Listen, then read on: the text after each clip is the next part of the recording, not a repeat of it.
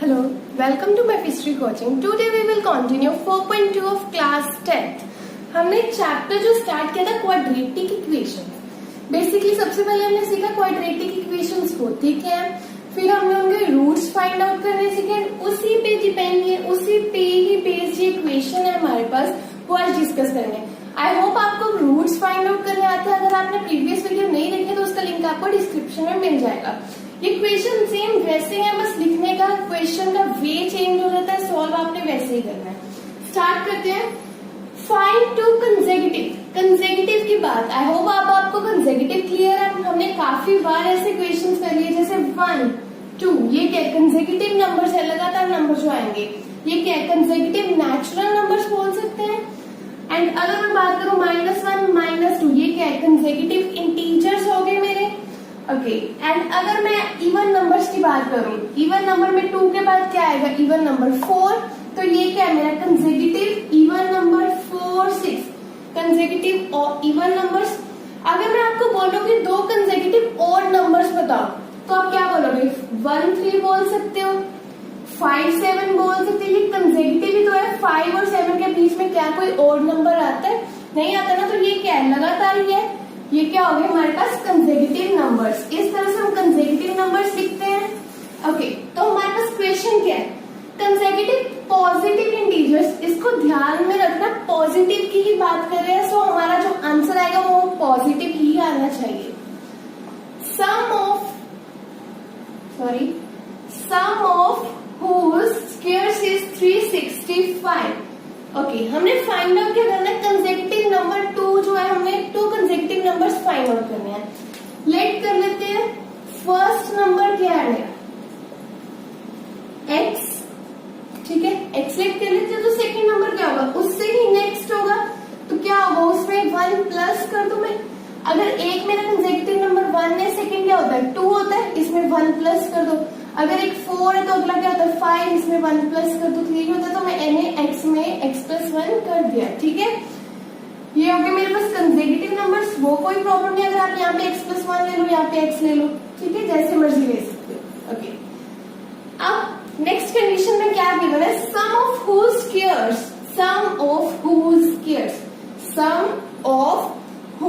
squares इनके squares का sum. ठीक है, sum of whose square is 365. Okay जो लिखा था, जो कंडीशन गिवन थी, मैंने सिर्फ उसको फॉलो किया. सम ऑफ whose squares, दोनों की स्क्वायर्स लिख ली, इज 365. ओके अब हमने क्या करना है, सिर्फ इस इक्वेशन को सॉल्व करना है. अब आपका काम वही आ गया जो हमने फर्स्ट एक्सरसाइज में किया था, 4.1 में किया था. इसको सॉल्व, इसकी ब्रैकेट खोलेंगे. a+b होल स्क्वायर का फॉर्मूला सभी को पता है, a² + b² + 2ab is equal to 365. Solve कर लेते हैं. यहाँ पे क्या बनेगा, 2x² + 2x + 1 - 365. अगर मैं इसको सॉल्व करूं तो क्या हो जाएगा, -364 हो जाएगा. यहाँ पे मैंने एक ही स्टेप में लिख दिया.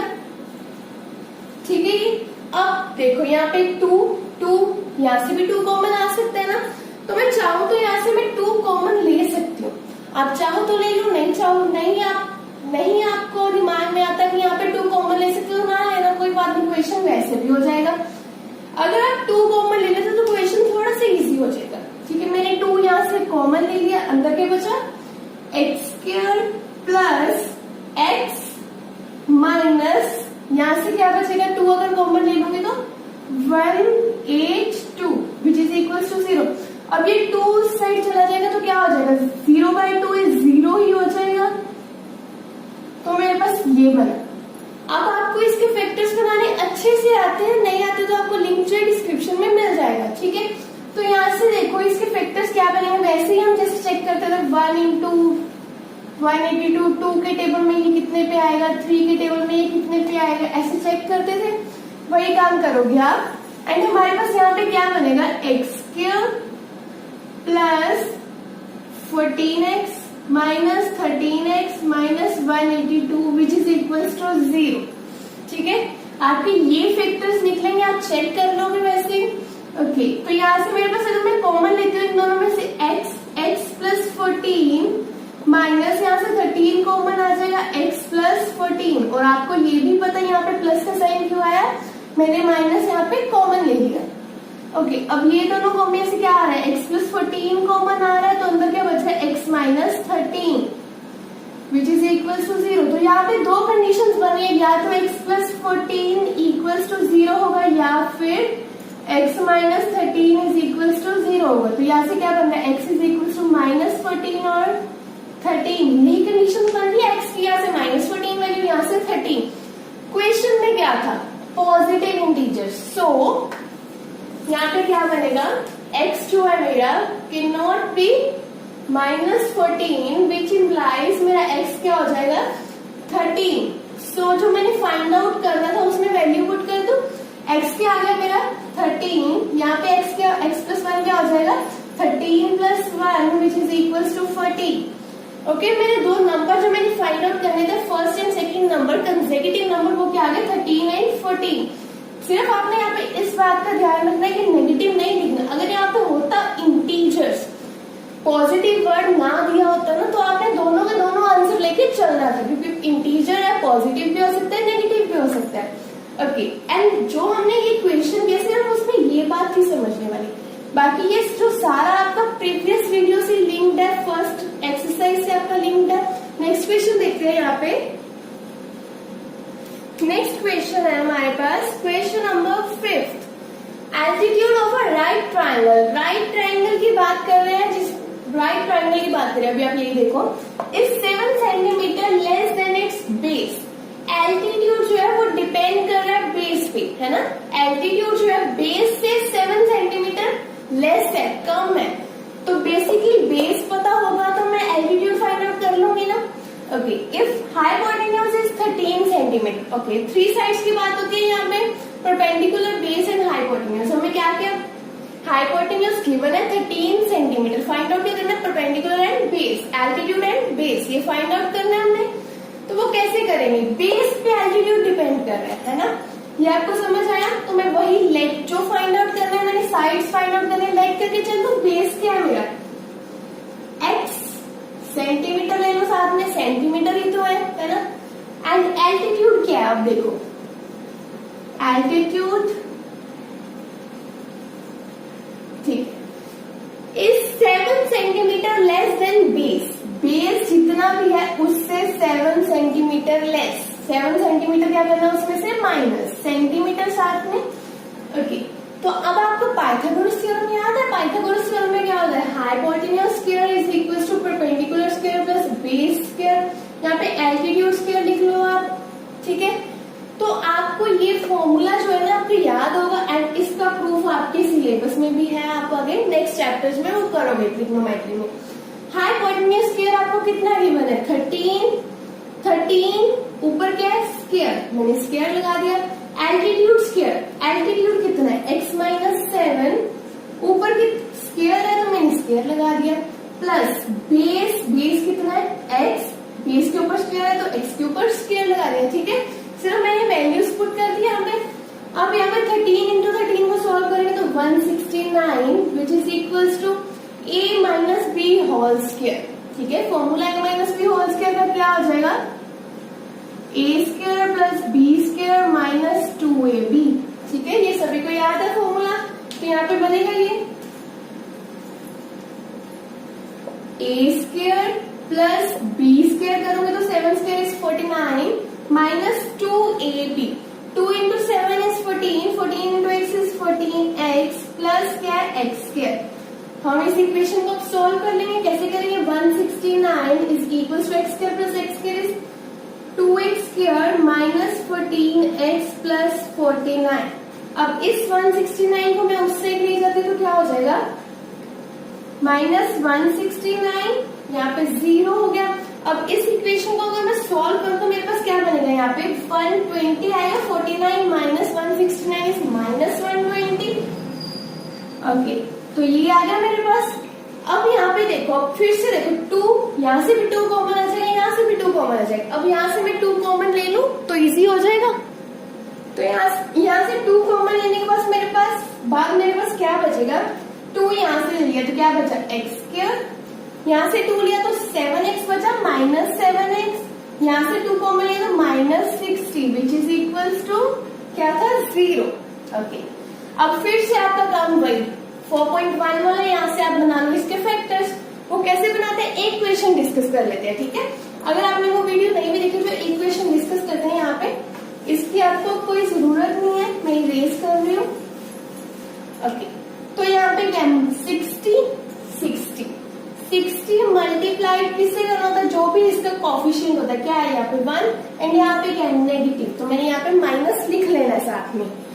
उसके बाद यहाँ पे देखो, अब 60 into 60 होता है नहीं 60 into 1, तो यहाँ पे आपने 60 के फैक्टर्स फाइंड आउट करने, किस किस टेबल में 60 आता है एंड यहाँ से आपने मिडिल टर्म स्प्लिटिंग करनी है। इस टर्म को स्प्लिट करके मैं क्या लिखूं, सबसे पहले आपका काम है 60 देखो किस किस टेबल में आता है, तो 1 के टेबल में आता है लिख लिया आपने, 2 के टेबल में आता है, 3 के टेबल में आता है, 4 के टेबल में भी आएगा, 5 के टेबल में भी आएगा, कितने पे आएगा मैं साथ साथ में वो भी लिख रही हूँ, 5 into क्या होगा 12, 6 के टेबल में भी आएगा, 7 के टेबल में नहीं आएगा, 8 में भी नहीं आएगा, 9 में भी नहीं, फिर आएगा 10 में, है ना।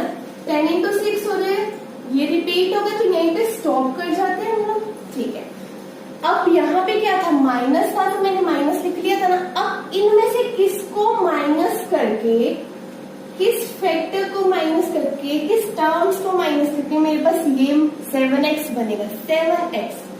30 minus 2 is 28, no. 20 minus 3 17, no. 15 minus 4 11, no. 12 minus 5 is 7, ठीक है। तो यहाँ से 12 minus 5 7 बन रहा है।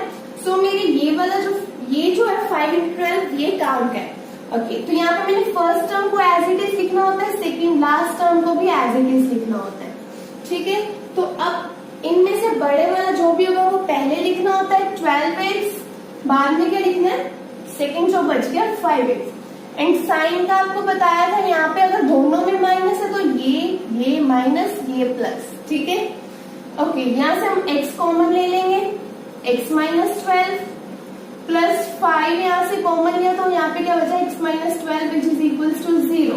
एंड यहाँ से मेरे पास क्या आ गया कॉमन x माइनस 12 यहाँ से कॉमन आ रहा है, ठीक है। x माइनस x प्लस 5 अंदर बच जाएगा। तो यहाँ पे मेरे पास कंडीशन क्या बनेगी, x माइनस 12 या तो 0 होगा या फिर क्या होगा x plus 5 is equals to 0। तो यहाँ से क्या बनेगा x इज इक्वल्स टू 12, यहाँ से क्या बनेगा x is equals to minus of 5। तो x की वैल्यूज मेरे पास क्या क्या बन रहे हैं 12 एंड माइनस 5। अब हमने यहाँ पे फाइंड आउट क्या करना था, x की वैल्यूज तो आ गई, क्या हम दोनों वैल्यूज को यूज करेंगे ये भी तो देखना है किस वैल्यू को यूज करना है।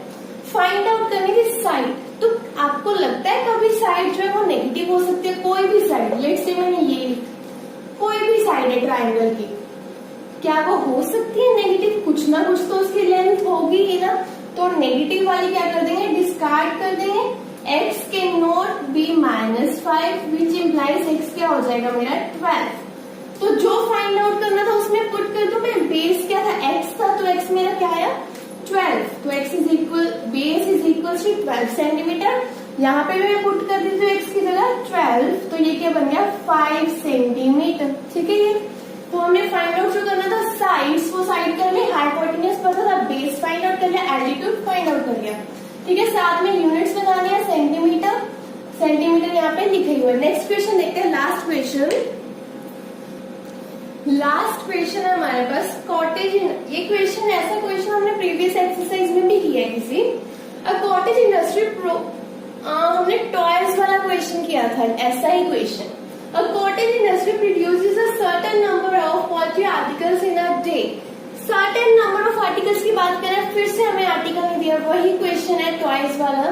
Okay, it was observed on a particular date that the cost of production of each article was 3 more than twice the number of articles produced on that day. ये चीज इसका सिग्निफिकेंस है, यहाँ पे day की बात कर रहे हैं या किसकी कर रहे हैं। If total cost of production on that day was, एक दिन में किसी दिन की बात करें, उस डे में क्या हो रहा है, अगर 90 रुपीज की प्रोडक्शन की गई, 90 रुपीज का जो है 90 रुपीज के आर्टिकल्स प्रिपेयर किए गए हैं। Okay, find number of articles, जो भी फाइंड करना है उसको क्या कर लें, लेट कर लें। सबसे पहले क्या फाइंड करना है हमने यहाँ पे सबसे पहले हमारा काम होता क्या है कि जो फाइंड आउट करना है उसको हम लेट कर लेते हैं, कुछ ना कुछ लेट कर लिया मैंने। Cost of each article is x, her article कितने का है, एक्स रुपीज का है। ओके, और हमने फाइंड आउट करना है number of articles, total production हुई है 90 की, है ना, एंड कॉस्ट कितना है आर्टिकल का, एक्स। अगर मान लो मैं बोल रही हूँ मेरी 90 रुपीज की प्रोडक्शन की है, ठीक है, एंड मेरे पास एक आर्टिकल की कॉस्ट आ रही थी 9 रुपीज, ठीक है, एक आर्टिकल की कॉस्ट जो है वो 9 रुपीज आ रही थी। तो मेरे पास बताओ कितने आर्टिकल्स होंगे, आप कर लोगे ना इजीली फाइंड। तो यहाँ पे भी हमारे पास क्या है, ये 90 गिवन है, टोटल कॉस्ट गिवन है, एंड हमने एक आर्टिकल की कॉस्ट जो है वो लेट कर ली, ठीक है। ये दोनों चीजें मिल गई हमें, तो हमने यहाँ पे number of articles find out करने हैं, वो कैसे करेंगे, इनको डिवाइड करके कर लो, या फिर आप क्या करोगे 9999 ऐड करते जाओगे, कितनी बार ऐड किए वो देख लोगे। तो मेरे पास 10 आर्टिकल्स होंगे, ठीक है। तो सिमिलरली हम ये इक्वेशन कर सकते हैं ना इसी लॉजिक से। ओके, तो यहाँ पे देखो, सबसे पहले मैंने लेट कर लिया ये x and total production was, यहाँ पे आप लिख लोगे production on that day was 90 rupees. Okay, find number of articles, number of articles क्या हो जाएंगे ऑन दैट डे। अभी हमने फाइंड आउट करना सीखा ना, कैसे फाइंड किया था, 90 डिवाइड्स बाय कितनी कॉस्ट है उससे डिवाइड कर दिया, एक्स कॉस्ट थी। तो हमारे पास ये कंडीशन जो है इसको पढ़ने से हमारे पास आ गई। अब देखते हैं क्वेश्चन में हमारे पास क्या गिवन है, अब देखते हैं क्या है यहाँ पे। It was observed on a particular day, वही पर्टिकुलर डे की बात हो गई है, ठीक है, that the cost of production of each article, cost of production of each article वो कितनी थी, cost of each article x. यहाँ पे लिख रही हूं मैं एक्स इज इक्वल्स, बोला उन्होंने cost of production of each article, मैंने वो लिख लिया, वॉज इक्वल्स टू 3 मोर, 3 ज्यादा होगी प्लस 3 होगी किसी से तो, है ना, 3 more than twice the number of articles produced, twice the number of articles produced on that day. कितने थे number of articles produced on that day, आपने अभी लिखे 90 और x, ठीक है। अब देखो कंडीशन फिर से पढ़ते हैं। It was observed that on a particular day, cost of production of each article, वो x लिख लिया, was 3 more plus 3, then the twice number of articles produced on that day, twice number of articles कितने लिखे थे आपने 90 over x। तो यहाँ पे मेरे पास कंडीशन मिल गई, इसको सॉल्व करके आप क्वाड्रेटिक इक्वेशंस की फॉर्म में लिख लो, उसको सॉल्व करके x की वैल्यू फाइंड आउट कर लो। आई होप आपको ये क्लियर है। सबसे पहले कॉस्ट लेट की, टोटल प्रोडक्शन गिवन थी, उससे मैंने नंबर ऑफ आर्टिकल्स कैसे फाइंड किए, इनको डिवाइड करके। अब उसको सॉल्व करते हैं, जो हमारे पास इक्वेशन बनी है, क्वेश्चन में जो जो था हमने वो वही थोड़ा थोड़ा क्वेश्चन रीड करते जाओ और करते जाओ, आपका क्वेश्चन इजीली हो जाएगा। फिर वैसे x is equals to 2 into 90 और x प्लस 3। ओके, इसको सॉल्व कैसे करेंगे, एलसीएम ले लो चाहे पहले। x is equals to 90 into 2 is 180 plus 3 into x 3x over 3 over x। जैसे भी आप एलसीएम लेते हो वैसे एलसीएम ले लो। x को इस साइड लेके जाऊंगी तो x इंटू एक्स हो जाएगा, x square is equals to 180 plus 3x। और फिर से इसको सॉल्व कर लेते हैं, इसको इस साइड ले आते हैं दोनों को, तो क्या हो जाएगा x square minus 3x minus 180। अब यहाँ पे क्या करेंगे, सॉल्व करेंगे, कैसे करेंगे इसको, वही middle term splitting. I hope अब आपको मिडल टर्म स्प्लिटिंग तो आती है, तो इसको मिडल टर्म स्प्लिटिंग से करेंगे। कैसे करेंगे आप इसको चेक कर लोगे किस किस टेबल में आता है। जैसे प्रीवियस क्वेश्चन में हमने किया था सेम वैसे, तो इसके फैक्टर्स क्या बनेंगे यहाँ पे 15 एंड 12, ठीक है, माइनस 180, तो ये मेरे पास आ जाएगा। आई होप आपको क्लियर है ये कैसे लिखा है। अगर कोई भी डाउट है तो कमेंट सेक्शन में आप पूछ सकते हो, मैं अलग से वीडियो बना के आपको बता दूंगी फिर से। तो यहाँ से मैंने x कॉमन ले लिया, x माइनस 15 प्लस यहाँ से 12 कॉमन ले लेते हैं, x माइनस 15 अंदर बचेगा विच इज इक्वल टू 0। तो यहाँ से फिर से x माइनस 15 जो है वो कॉमन आ रहा है एंड यहाँ पे क्या x plus 12 which is equal to 0। तो यहाँ से क्या आ रहा है x या तो x माइनस 15 है जो वो 0 होगा या फिर ये फैक्टर 0 होगा। ऐसे ही किया था हमने फर्स्ट एक्सरसाइज में, सारा का सारा है ना। तो यहाँ से क्या बनेगा, x की वैल्यू क्या आ रही है, यहाँ से आ रही है 15 एंड यहाँ से x की वैल्यू आ रही है माइनस ऑफ 12। ओके, तो x की वैल्यू अब बताओ, फाइंड आउट क्या करना था, cost of each article and x आ रहा है हमारे पास 15 एंड माइनस 12। तो क्या किसी चीज का प्राइस जो है वो नेगेटिव में हो सकता है, कॉस्ट नेगेटिव हो सकती है, नहीं हो सकती है। तो यहाँ से हम क्या करेंगे, x की not be equals to minus 12 which implies x is equals to 15। तो x की वैल्यू 15 जो है उसको पुट कर देंगे यहाँ पे, जो फाइंड आउट करना था, जो लेट किया था वहां पे x is equals to 15 and यहाँ पे नंबर ऑफ आर्टिकल्स कितने हो जाएंगे, x की जगह 15। तो इसको सॉल्व करेंगे, हमारे पास क्या आएगा 6 आ जाएगा। नंबर ऑफ आर्टिकल्स ध्यान में रखना, नंबर ऑफ आर्टिकल्स के साथ हमें रुपीज नहीं लगा देना यहाँ पे, ठीक है, आप यहाँ पे लगा दोगे। ओके, तो ये था हमारा लास्ट क्वेश्चन। आई होप आपको क्लियर है कैसे फैक्टर्स बनाता है मिडल टर्म स्प्लिटिंग से, ठीक है। हम अब नेक्स्ट एक्सरसाइज में और भी मेथड सीखेंगे इनको सॉल्व करने के, वो काफी इजी मेथड्स भी होंगे, ठीक है। तो हम नेक्स्ट वीडियो में इससे आगे डिस्कस करेंगे। Thank you so much.